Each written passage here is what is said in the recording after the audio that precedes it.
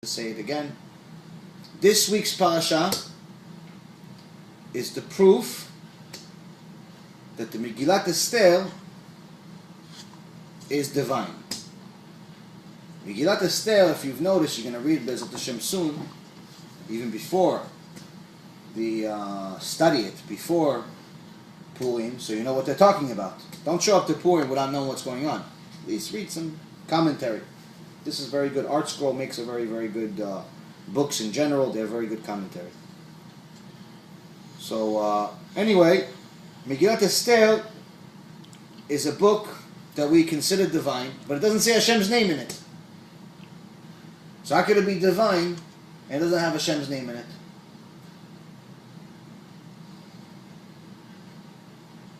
So ParaShat Tisa has in verse chapter 30, verse 23. The Gemara says, where is Mordechai in the Torah? Where is Mordechai mentioned in the Torah? Because you said that everything is in the Torah. The Gemara already talks about, okay, there's Megilat Esther, but where is Mordechai in the Torah? The Gemara answers, Mordro.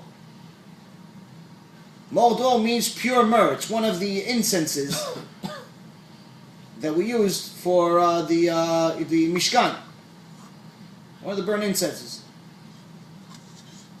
One of the spices that we make, that Moshe was commanded to make for the incenses.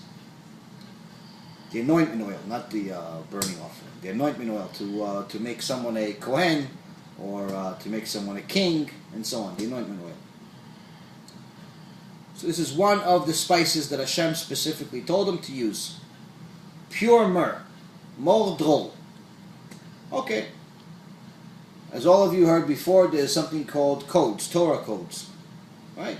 Torah codes, even though we discovered, in essence, or understood how to figure them out in the last generation, the Gemara is already telling you that they knew about it already 2,000 years ago.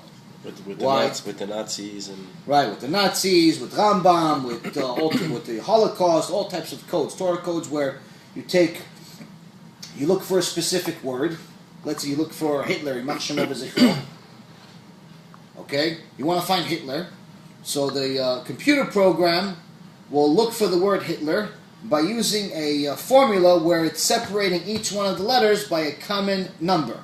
So, for example, if it's in English, it's not in English, it's in Hebrew, but just to give you an example so you understand, H, and then let's say 7 letters, I, 7 letters, T, 7 letters. It has to be a common space. Same space. It can't be H, 7 letters, I, 87 letters, T, 13 letters. That's not a formula. That's just you're just making stuff up.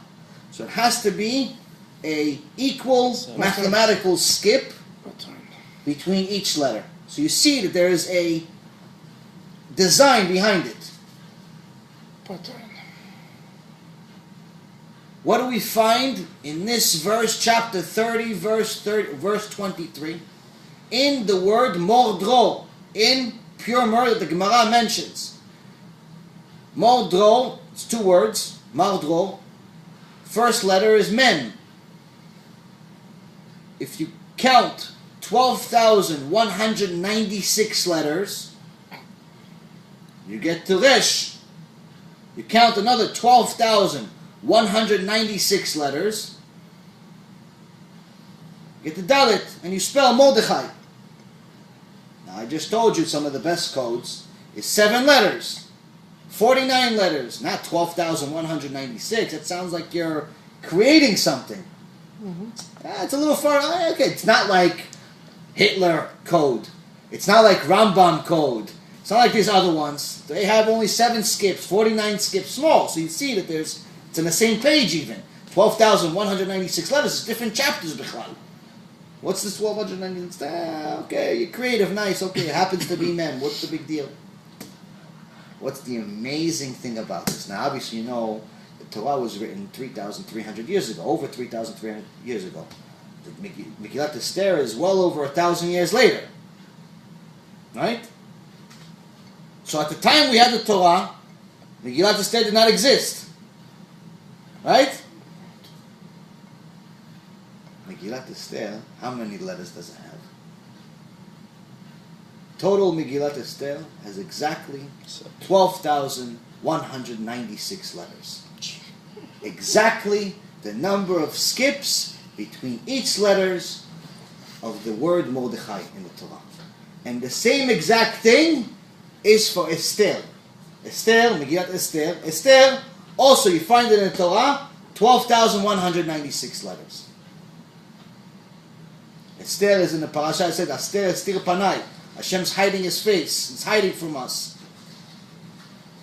12,196. Not only did Hashem already knew about the Torah and Mordechai, he knew exactly how many words you're going to put in it. But he's going to hide.